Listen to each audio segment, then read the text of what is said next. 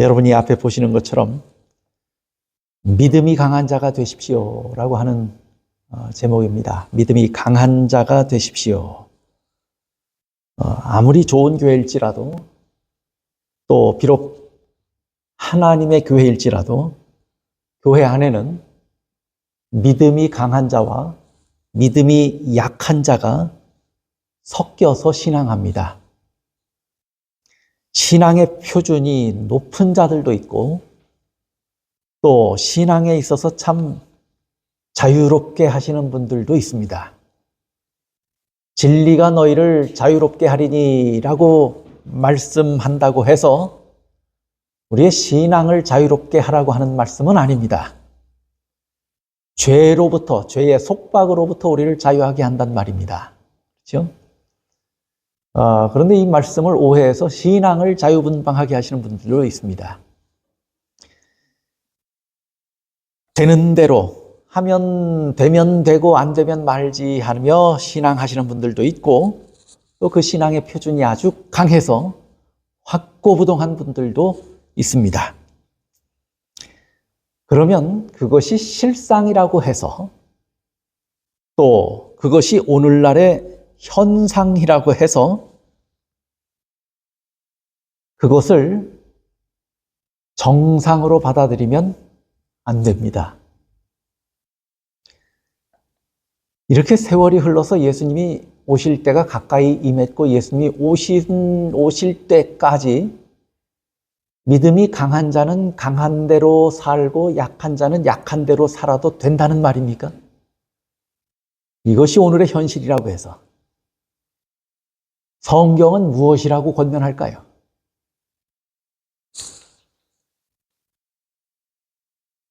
히브리서 5장 12절에 보면 이렇게 권면해요.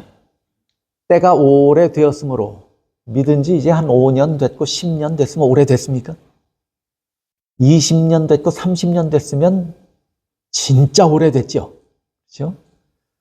그 때가 오래됐어요. 그런데 너희가 마땅히 이만큼 됐으면 뭐가 됐을 때가 됐어요? 선생이 됐을 터인데, 그래야 정상인데 그 말이에요. 그래야 정상인데, 너희가 다시 하나님의 말씀의 초보에 대하여 누구에게서 가르침을 받아야 할 처지이니 단단한 음식은 못 먹고 젖이나 먹어야 할 자가 되었도다. 오래됐는데 여전히 어떻단 얘기예요? 여전히 신앙의 초보에서 자라남도 없이 믿음이 강하여지지 아니하고 늘 연약한 식물만을 먹고, 연약한 식물은 뭐냐면, 잘한다 그래도 구원 얻어, 그래도 하나님께서 복 주실 거야, 그러면 좋아요. 그러나 하나님께서 우리에게 주시는 책망은 듣고 싶어 하지 않는 신앙입니다. 하나님께서 제시하시는 높은 표준으로 자라가야 한다고 하는 권면은 귀담아 듣지 않는 것입니다. 그런 상태에 늘 오래 신앙을 해서 선생이 되어야 하는데도 여전히 그렇다고 하는 것입니다. 이건 뭐예요? 책망이에요? 권면이에요? 책망이죠. 또 보실까요? 골로새서 2장 6절, 7절. 그러므로 너희가 그리스도 예수를 주로 받았으니, 이제 예수 믿죠? 저나 여러분은 예수님을 구주로 믿어요. 그러면 그 안에서 행해야 돼요. 그 안에서 뭘 박아야 돼요? 뿌리를 깊이 박으면 세움을 받습니까? 뿌리를 깊이 내리면 내린 만큼 나무는 어떻게 돼요? 세워지는 거예요. 단단히 세워지는 거예요. 그렇죠? 뿌리를 깊이 박아서 세움을 받고 교훈을 받은 대로 믿음에 굳게 서서 감사함을 넘치게 하라. 이제 예수를 믿었으면 이제는 뭐 하라고요? 예수를 믿었으면 이제는 뿌리를 깊이 박아라. 그래야 그 나무가 바로 선다. 깊이 박고 교훈을 들으면 뭐 하라고요? 교훈을 들으면 교훈을 받은 대로 믿음에 굳게 서서 감사함을 넘치게 하라고 말합니다. 근데 교훈을 아주 귀에 군더더기가 앉을 만큼 우리가 들었고, 이제 성경을 무슨 얘기를 해도 여러분이 새로운 이야기를 듣는 게 별로 없어요. 다 듣고 다 아는 말씀인 것 같으면 그러면 다 이미 많이 들은 거예요? 안 들은 거예요? 넘치도록 들었고 충분히 들었어요. 그러면 깊이 우리의 믿음의 뿌리가 박혔습니까? 안 박혔습니까? 그래야 정상이죠. 나무는 곧게 서야 합니까? 삐뚤어져 서 있어야 합니까? 곧게 서 있어야 정상입니다. 이것이 오늘 우리의 정상의 모습이 무엇인지를 성경은 보여줘요. 그렇지 않은 우리를 책망하고 권면합니다. 또 보세요. 베드로후서 3장 18절. 오직 우리 주 예수 곧 구주 예수 그리스도의 은혜와 그를 아는 지식에서 뭐 하라고요? 자라가라. 아직 다 자라지 못했고 믿음이 완성되지 않은 우리에게 또 그런 사람들에게는 뭐라고 권면해요? 예수님을 아는 지식과 그 은혜 아래서 뭐 하라고요? 자라가라고 권면합니다. 또 에베소서 4장 13절. 얼마까지 자라가야 하는가를 설명해요. 우리가 다 하나님의 아들을 믿는 것과 아는 일에 하나가 되어 이것이 하나가 되어야 돼요. 또 우리가 하나가 되어야 돼요. 온전한 사람을 이루어 그리스도의 장성한 분량이 충만한 데까지 이르리니 어디까지 자라가야 돼요? 그리스도의 장성한 분량에 충만한 데까지예요. 예수님을 닮은 모습까지 뭐 해야 돼요? 우리는 자라가야 돼요. 그러면 성경은 우리에게 자라가라고 권면하고 오래 신앙을 했으면 이제는 뿌리를 깊이 박아서 곧은 나무처럼 서서 믿음의 흔들림이 없이 믿음의 뭐한 자가 되라고 말해요. 강한 자가 되라고 권면합니다. 성경은 우리에게 믿음이 강한 자가 되라고 권면합니다. 책망은 뭐였냐면 세월이 지났는데 왜 아직도 그 모양이냐 하는 것이 책망이었고 권면이 무엇이었냐면 이제는 뭐 하라는 거예요? 이제는 자라가라. 이제는 뿌리를 깊이 내려라. 그리고 내 믿음과 신앙의 나무를 아주 곧게 세우라고 권면합니다. 우리의 성품과 믿음은 누굴 닮을 때까지 자라가야 한다고요? 예수님을 닮을 때까지 자라가야 한다고 권면합니다. 그런데 그런 말씀을 들으면서 저도 저 자신을 볼 때 참 부끄러움이 있죠. 그래서 이런 말씀들이 저에게도 책망이 되고 때로 부끄럽기도 하고 또 저에게도 권면이 되기도 합니다. 그러나 설교하는 사람의 고충이에요. 그건 자기가 그렇게 자기 자신이 책망을 받는 것이라 할지라도 이 말씀을 성도들과 함께 나누라고 하는 사명을 주셨기 때문에 어쩔 수 없이 부끄러워도 전하는 거예요. 그런데 이 말씀을 읽으면서 저도 제 자신을 그러면 너는 믿음이 강하냐?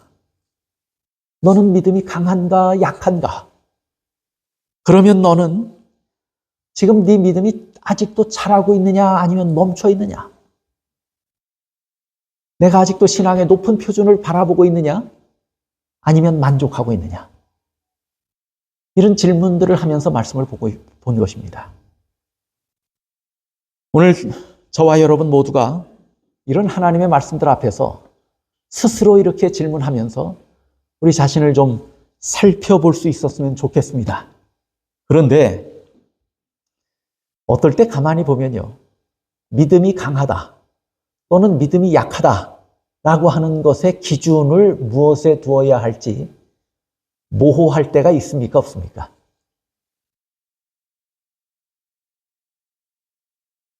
믿음이 강한 것 같은데 어떤 사람이 믿음이 참 좋은 것 같은데 어떤 날 보면 또 어때요? 그 믿음의 실패를 경험합니까? 안 합니까? 또 어떤 사람은 저 사람은 참 세월이 저렇게 흘렀는데도 예전 그 모습 그대로야.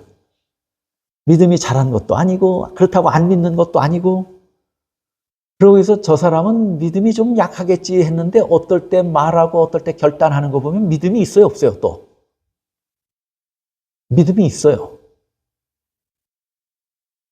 그런 모습을 보면서 무엇을 기준으로 해서 그 사람이 믿음이 강하다, 믿음이 약하다라고 말할 수 있습니까?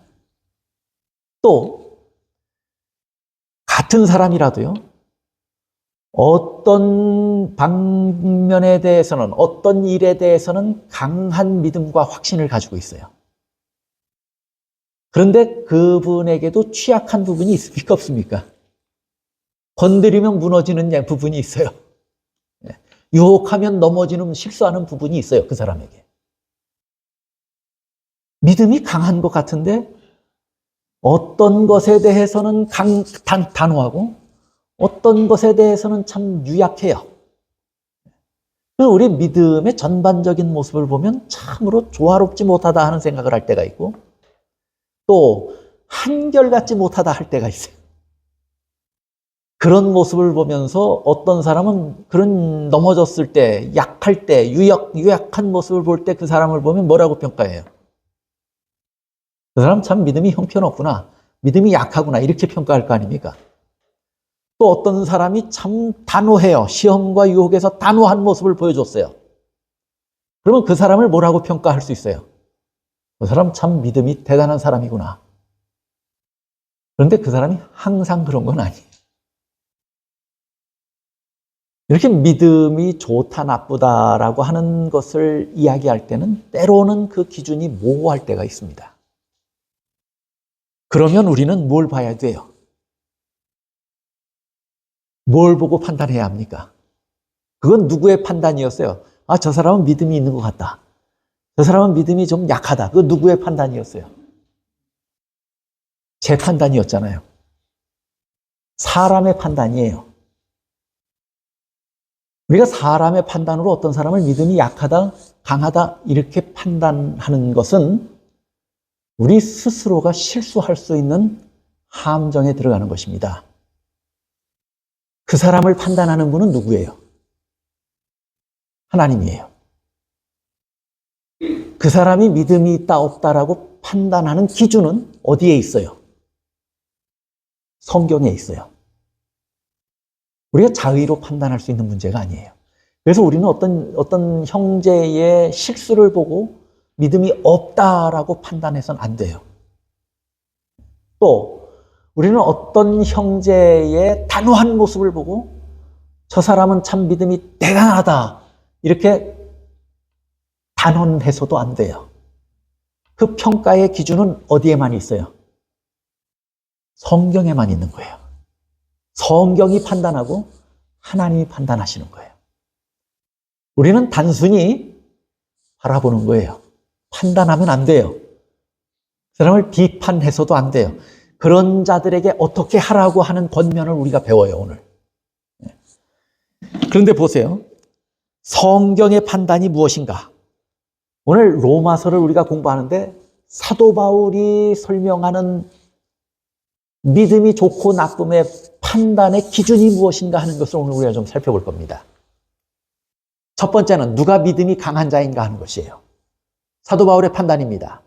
로마서 4장 20절 21절. 하나님을 뭐 하는 사람이 믿음이 강한 사람이에요?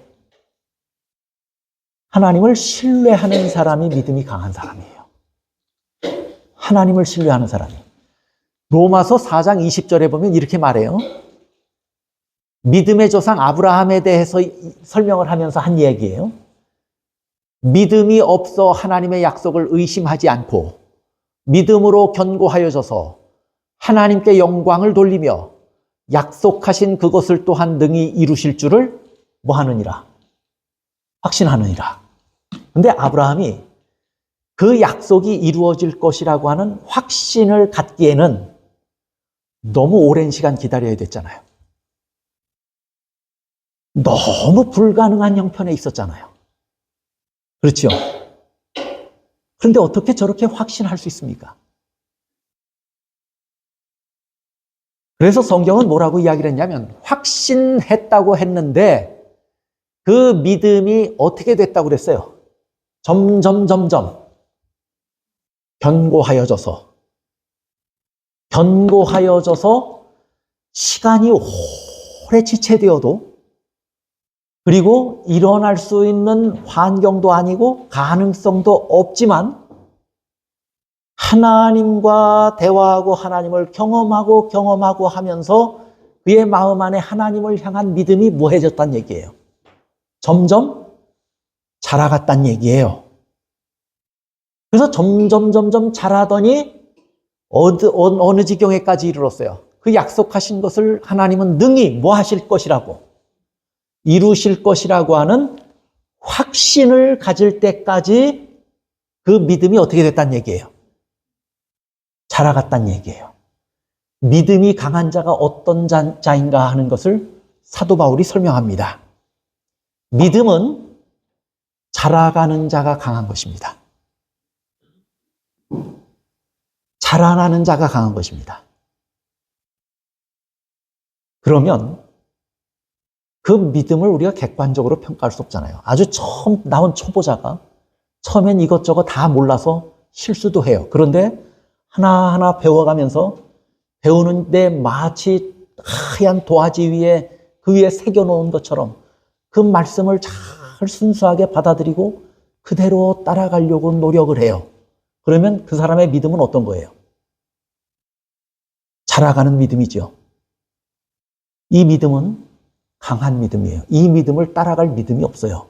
오래 믿은 사람이 이 믿음 따라갈 수 있습니까? 신앙을 40년, 50년 하면 순수하게 깨끗한 도화지에 글이 새겨질 때 그것을 그대로 받아들이고 순종하는 그 믿음을 50년 믿은 사람이 그렇게 하던가요? 그러면 누가 그 믿음이 더 강한 거예요? 자라가는 사람이 강한 겁니다. 아브라함은 그렇게 자라갔어요. 그렇게 자라가다가 결국에 어디에까지 이르렀냐면 하나님의 약속이 아직 시간이 남아있고 하나님의 약속은 아직도 불가능해요. 그 성취가. 그럼에도 불구하고 뭐 하게 됐어요, 이제? 신뢰하게 됐어요. 확신하게 됐어요. 그런 믿음을 가지니까 그 믿음을 뭐라고 말하냐면 강한 믿음이라고 말한 것이에요. 믿음이 약한 자들은요, 바람 앞에 갈대처럼 이리저리 흔들립니까? 안 흔들립니까? 믿었다, 안 믿었다 그래요. 하나님을 신뢰했다, 안 했다 그래요. 붙들었다, 안 붙들었다 그래요. 감정에 따라서 흔들리고 환경에 따라서 흔들리는 연약한 믿음을 가진 그런 사람의 믿음을 뭐라고 말할 수 있냐면 연약하다고 말할 수 있고, 자라가는 믿음, 그러면서도 확신으로 자라가는 그런 믿음을 가진 자들은 감정에 의해서 흔들리지 않고 그 다음에 환경에 의해서 흔들리지 않아서 확고한 믿음, 신뢰하는, 확신하는 믿음을 가지면 그 믿음을 사도 바울은 뭐라고 이야기했냐면 강한 믿음이라고 말합니다. 오늘 우리가 그런 믿음을 가지고 있는가 살펴야 돼요. 그 다음에 누가 믿음이 강한가? 믿음이 약한 자의 약점을 뭐 하는 사람이에요?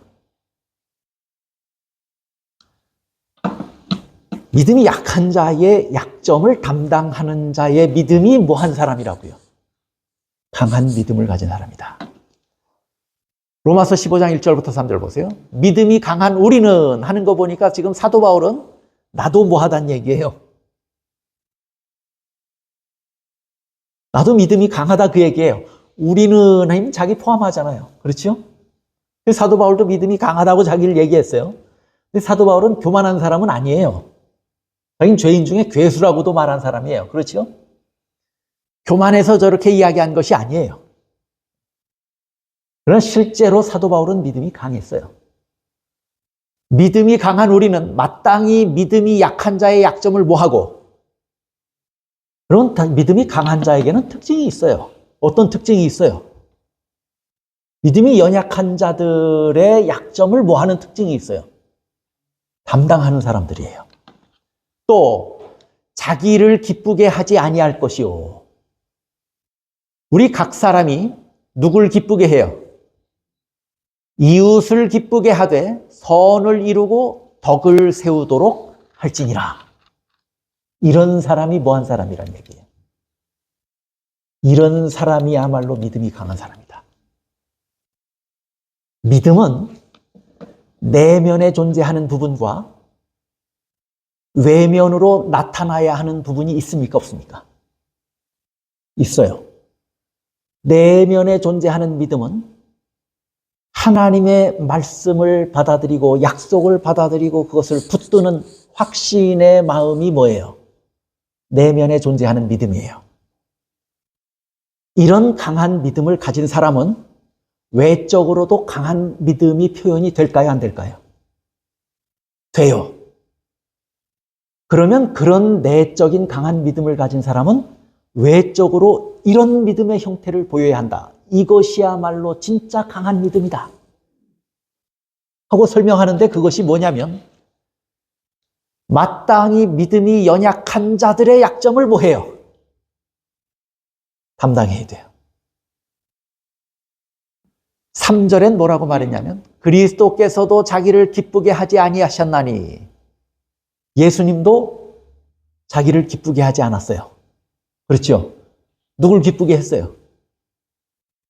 예수님도 하나님을 기쁘시게 하고 아버지를 기쁘시게 하고 그 다음에 병자들을 기쁘시게 했고 죄인들을 기쁘게 했습니다. 그렇게 했어요? 안 했어요? 예수님이 자기를 기쁘게 하려고 했다면 이 세상에 군림하는 왕으로 오셨을 거예요. 자, 그런데 보세요. 믿음이 강한 사람은 어떤 시험에 빠질 수 있는지 아십니까?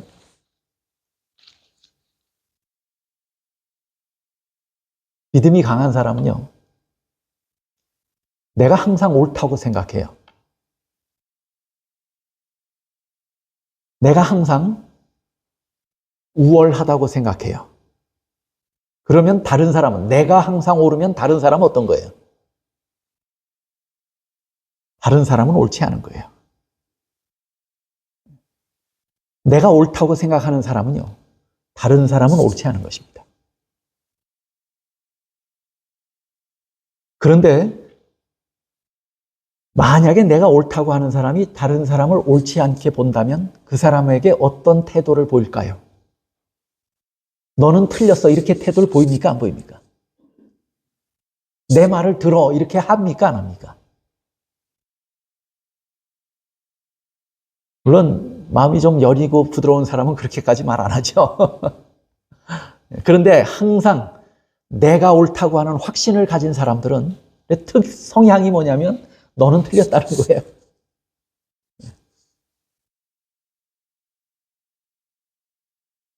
그런데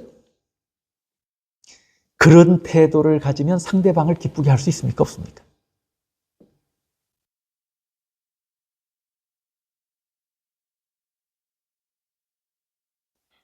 예수님은 인성을 가지고 이 땅에 오셨을 때도요. 그러면 인간의 옷을 입고 계셨으니까 이 세상에 존재했던 모든 인간 중에 예수님은 믿음의 모습으로 본다면 세상에서 가장 강한 사람이었어요? 아니었어요? 제일 강한 사람이었어요. 예수님이 강한 믿음을 가졌다고 하는 것의 표시가 어떻게 나타났어요? 너는 틀렸어 이랬어요? 예수님은 아까 우리가 3절에서 봤지만 누굴 기쁘시게 했다고 그랬어요? 자기를 기쁘게 하지 않게 했다 그랬어요. 누굴 기쁘게 했다는 얘기예요? 하나님을 기쁘시게 했고 가장 약한 자들에게 뭐가 되셨어요? 친구가 되셨고 가장 무시당하고 가장 그 형편에서 헤어나올 수 없는 연약한 형편에 있는 자들, 죄인이나 병자나 그런 사람들에게 가까이 가셔서 그들을 뭐 하는 분이셨냐면 위로하는 분이셨어요. 어린아이들을 제자들은 내쫓았지만 예수님은 뭐 했어요? 내쫓지 말라. 내게 오는 것을 금하지 말라. 어린아이들을 품에 안고 행복해 하셨어요. 그리고 그들을 위로하셨고 그들을 축복하셨어요. 가장 강한 분이 이 땅에 오셔서 살아가신 모습은 믿음이 강한 자가 어떻게 살아야 하는지를 보여주는 모본입니다. 사도 바울을 보세요. 고린도전서 9장 22절. 약한 자들에게 내가 약한 자와 같이 된 것은, 사도 바울은 아까 뭐라고 그랬어요? 믿음이 강한 우리는 그랬어요. 믿음이 강해요, 사도 바울은. 그런데 나는 맞고 너는 틀리다 이런 태도로 늘 신자들을 바라봤어요? 물론 본인이 깨닫고 하나님께서 그에게 영감으로 주신 말씀은 다른 사람들의 잘못하는 것을 책망할 때가 있었어요. 그 사람들이 잘못하는 것을 분명히 보고 책망할 때도 있었어요. 그러나 기본적으로 사도 바울이 사람들과 대하는 자세는 어떠했는가를 여기서 설명해요. 뭐라고 설명해요? 약한 자들에게는 내가 뭐가 됐다고요? 약한 자와 같이 된 것은 약한 자들을 얻고자 함이요. 내가 여러 사람에게 여러 모습이 된 것은 아무쪼록 몇 사람이라도 구원하고자 함이니. 어떤 사람이 우리 교회 초창기에 이런 지도자가 있었어요. 재림교회. 강실술하는 사람을 만나서 구원하겠다고 해서 그 사람에게 찾아갔어요. 그런데 그 강실술하는 사람은 그리스도의 신앙에서 볼 때는 아주 악하잖아요. 약하고 악한 거예요. 그렇죠? 그럼 내가 그 사람을 구원하기 위해서 그 사람에게 가까이 가야 되겠다. 그 말은 사도 바울의 표현대로 하자면 뭐냐면 내가 약한 자와 뭐 됐다는 거예요. 같이 됐다. 그러면 사도 바울은 약한 자들을 뭐 하고자 함이요? 얻고자 함이요. 그런데 이 우리 교회 초창기 지도자 중에 한 분 목사님이 심령술 하는 사람을 깨우치기 위해서 그의 친구가 돼서 가까이 가서 친해지고 나서 그를 전도해야 되겠다는 생각으로 갔다가 그 사람의 신앙에 빠져버렸어요. 재림교회를 떠났어요. 잘한 거예요? 잘못된 거예요? 우리가 때로 사도 바울은 보세요. 사도 바울 믿음이 강한 사람이었어요. 흔들림이 없는 사람이었어요. 단호한 사람이었어요. 깊이 그리스도에게 뿌리를 내리고 곧게 서서 신앙한 사람입니다. 그런데 사도 바울은 약한 사람이 있을 때 자기 스스로 뭐한 사람이 됐어요. 약한 자가 됐어요. 그 말은 뭐냐면 그 사람 수준으로 내려가서 동일하게 했다 그 말이에요. 목적은 분명했어요. 내가 표준을 낮추어서 타협해야지 하는 거 아니에요. 그 사람하고 같아질 때 그 사람이 나를 이해하고 마음을 열 것인데 그렇게 되면 그에게 뭘 심어주리라? 복음을 심어주리라. 그런 마음으로 스스로 자신을 낮춘 거예요. 그게 누가 그렇게 하신 거예요? 하나님과 동등됨으로 여길 것을 취하지 아니하시고 스스로 자기를 비어 종의 형체를 가지신 예수님의 모습을 사도 바울은 그대로 본받았던 것입니다. 이런 모습이 믿음이 강한 자의 모습이에요. 우리가 흔히 잘못 생각해서 나쁜 일인 줄 알면서도 다른 사람을 기쁘게 해야 되니까 믿음이 강한 사람은 나쁜 일인 줄 알면서도 그 사람의 비위를 맞추고 아첨하고 그 일에 가담하고 협력해서 기쁨을 나누어 준다고 하면 잘하는 거예요? 잘못하는 거예요? 이 재림교회 초창기에 한 우리 교단의 지도자가 그렇게 해가지고 실수한 거예요. 실패한 거예요.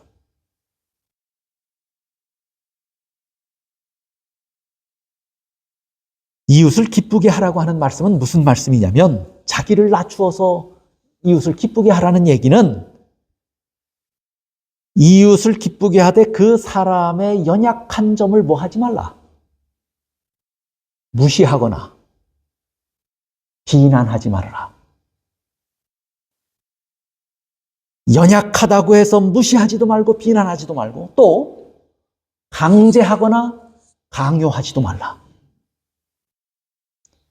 그의 현재의 연약한 상태를 뭐 하라는 거예요? 인정하라는 것입니다. 현재의 연약한 상태를 인정하라. 그리고 긍휼히 여기라고 하는 것입니다.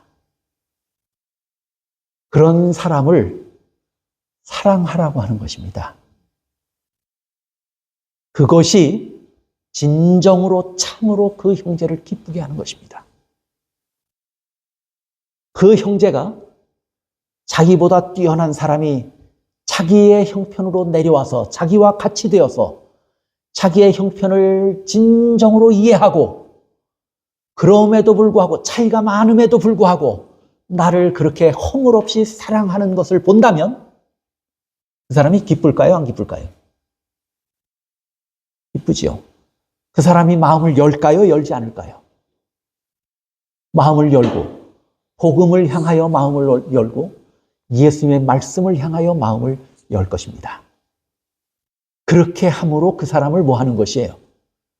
구원해내는 것이 믿음이 강한 자가 해야 하는 일이라고 사도 바울은 분명하게 말합니다. 믿음이 연약한 사람들은요, 쉽게 상처를 받습니다. 믿음이 강하면 하나님이 나를 단련시키기 위해서 저 사람을 내 앞에 두셨지. 내가 이것도 극복하라고 하나님이 나를 시험하시는 모양이다. 이렇게 생각할 수도 있어요. 그런데 믿음이 연약하면 뭐부터 하냐면 실망하고 쓰러져 버리고 맙니다. 상처를 쉽게 받아요. 믿음이 약한 자들은 스스로 본인은 사랑과 헌신과 열심은 없으면서 본인에게 믿음이 약한 사람들 스스로에게는 그런 것이 없으면서 다른 사람에게 없는 것이 잘 보여요, 안 보여요? 믿음이 연약한 자들이에요. 믿음이 강한 자들은 그 사람의 연약함을 담당하고자 하는 마음이 생겨야 되는 거예요. 도와주고자 하는 마음이 생겨야 되는 거예요. 불쌍히 여기는 마음이 생겨야 되는 거예요. 지금 성경이 말하는 믿음이 연약한 자와 믿음이 강한 자의 특징들을 제가 좀 풀어서 설명을 드리고 있는 거예요. 또 믿음이 연약한 자들은 몰라서가 아니에요. 알긴 알면서도 뭘 안 해요? 믿음이 연약하면 알긴 알면서도 순종을 합니까? 안 합니까? 실천을 합니까? 안 합니까? 그건 믿음이 약한 거예요? 강한 거예요? 그러면 이런 사람들을 볼 때 우리는 흔히 우리 눈이 번쩍 뜨이는 게 아이고 저 사람이 참 불쌍하다. 내가 저 사람을 위해서 더 많이 기도해야지. 내가 저 사람을 더 많이 사랑해야지. 내가 더 사랑했더라면 저 사람이 저렇게 되지 않을 것 같은데. 이런 생각으로 본다면 믿음이 강한 자인데 그런 사람을 볼 때 저 사람은 모태신앙인이고 저 사람은 수십 년 신앙인인데 또 저 사람은 장로님의 아들이고 목사의 아들이고 우리 신앙의 뿌리가 깊고 연한이 많은데 왜 아직도 저 사람은 저렇게 신앙을 하지? 이렇게 바라본다면 그게 실상이라 할지라도 그렇게 바라보는 사람은 믿음이 연약한 사람이에요. 성경이 말하는 이야기예요. 그 사람에게 내가 사랑을 더 베풀어야지 하는 자들이 믿음이 강한 자들이라는 거예요.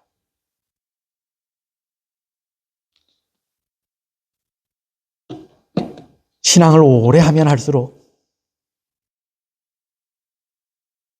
자신의 만족과 자신의 자랑과 자신의 칭찬과 자신의 기쁨을 위하는 경우들이 종종 있습니다. 그런데 이 문제는 누굴 무너뜨린 문제냐면 완전하게 창조되었던 루스벨을 무너뜨린 문제였습니다. 자기를 기쁘게 하는 문제. 자기 칭찬과 자기 자랑과 자기 만족과 자기 기쁨의 정신은 루스벨을 무너뜨린 문제였어요. 이 동일한 문제는 아담과 하와를 무너뜨렸습니다. 이 동일한 근원적인 본질적인 이 문제가 여러 다른 형태로 우리를 뭐해요? 늘 시험에 들게 해요. 그렇습니까? 안 그렇습니까? 그래서 성경은 믿음이 연약한 자는 이런 시험에 뭐 한다고요? 무너진다고 말해요. 믿음이 강한 자들이 자기 기쁨을 추구하지 아니하고 상대의 기쁨을 위하여 살아간다고 말합니다. 그런 자들이, 그런 정신이, 그런 정신으로 살고 그런 정신으로 신앙해야 무너진 우리의 신앙을 뭐 할 수 있냐면 회복할 수 있는 것이에요. 마귀가 무너졌고 아담과 하와가 무너진 그 자리에서 우리도 날마다 무너지고 삽니다. 그래서 사도 바울은 우리에게 권면하는 거예요. 자기 기쁨을 추구하지 말아라. 다른 사람의 약점을 담당하려면 희생해야 하는 것이 있다. 그 희생은 내 기쁨을 추구하지 않는 것이다. 상대의 기쁨을 추구하고, 그래서 예수님도 우리의 죄를 담당하셨다고 말씀하셨을 때 우리를 구원 얻게 해서 마지막에 우리에게 기쁨을 주고 우리에게 웃음을 선사하기 위해서 예수님은 가시면류관을 쓰셨고 십자가를 지신 것이에요. 담당하셨다고 베드로 사도는 이야기합니다. 친히 나무에 달려 그 몸으로 우리 죄를 담당하셨으니. 왜 저렇게 담당하셨어요? 우리를 뭐하게 하기 위해서? 기쁘게 하기 위해서요. 자기 기쁨을 포기하신 것이에요. 이것이 예수님의 정신이에요.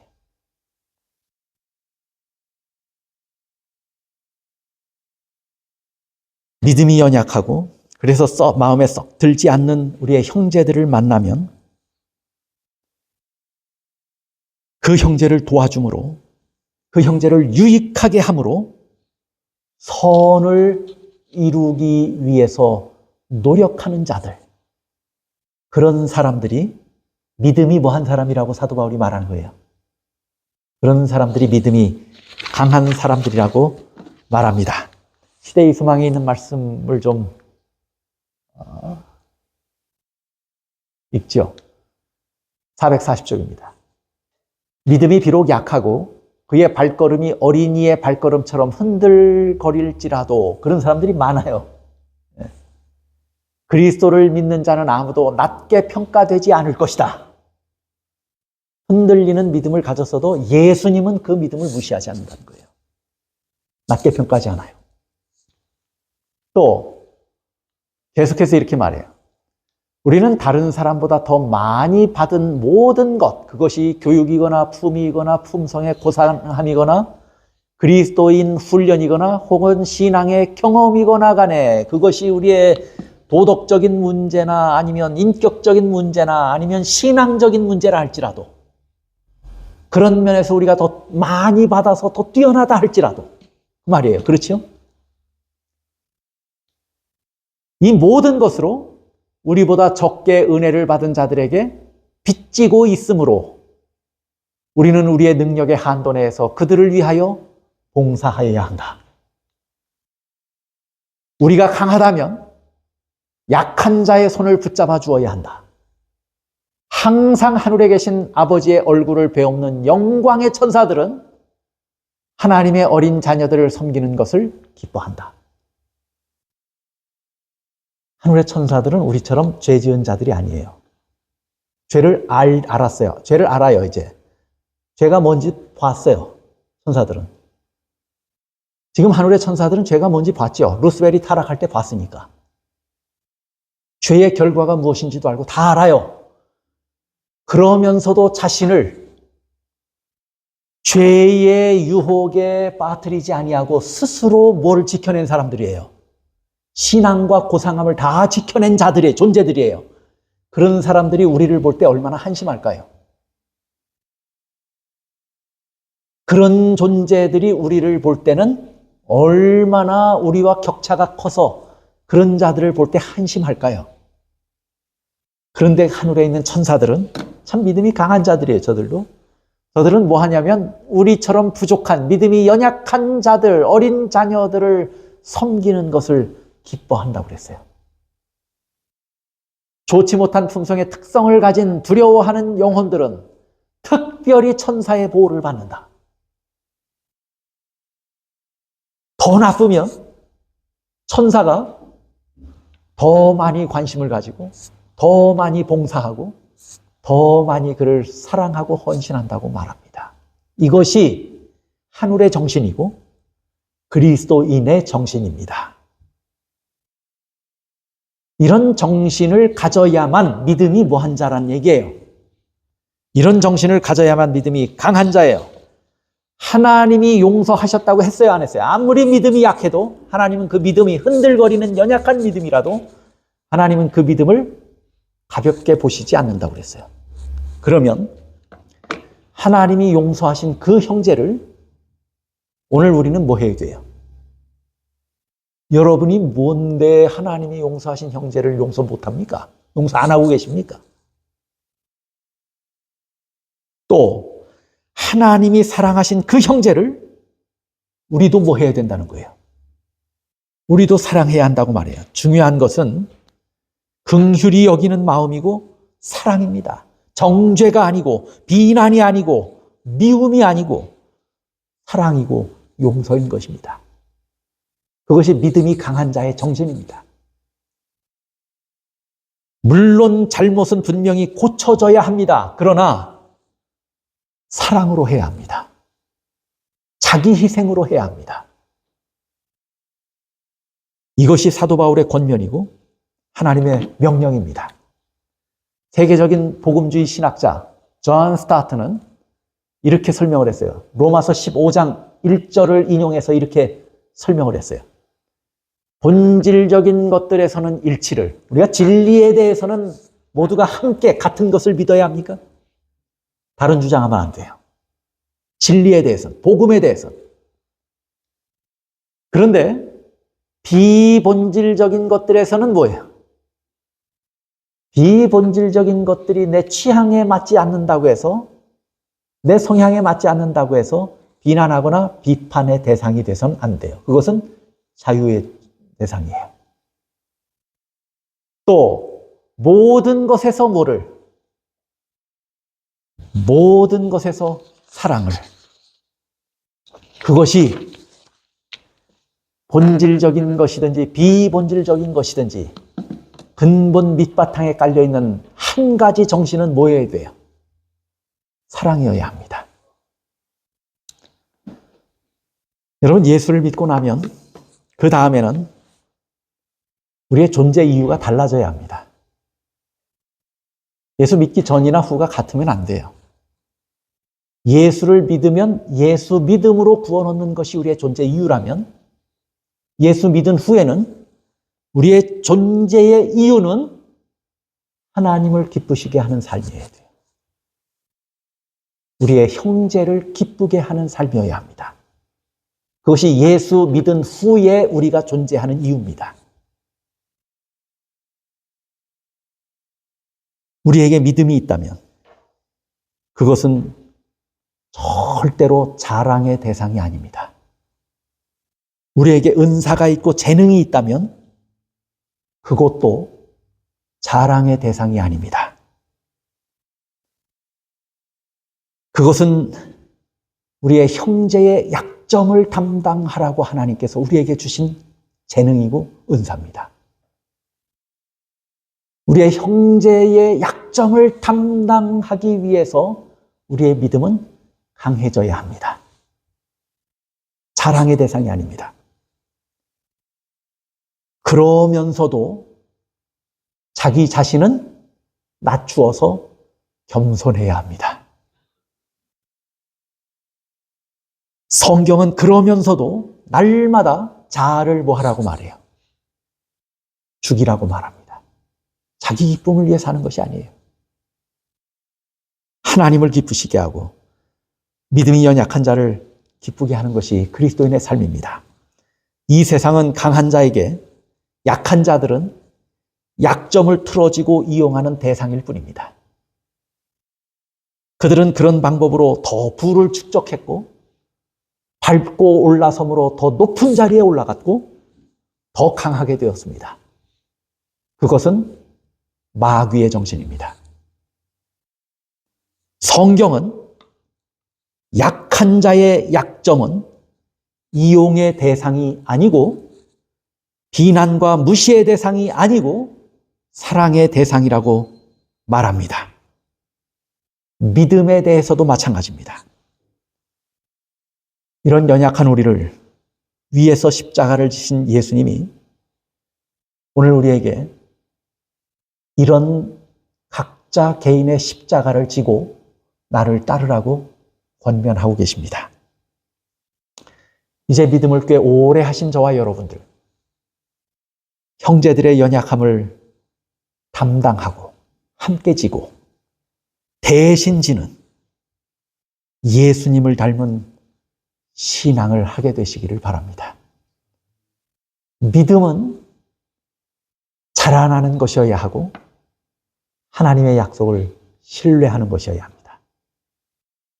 내적인 믿음입니다.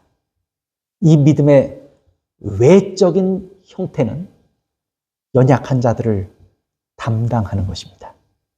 말씀을 마치겠습니다.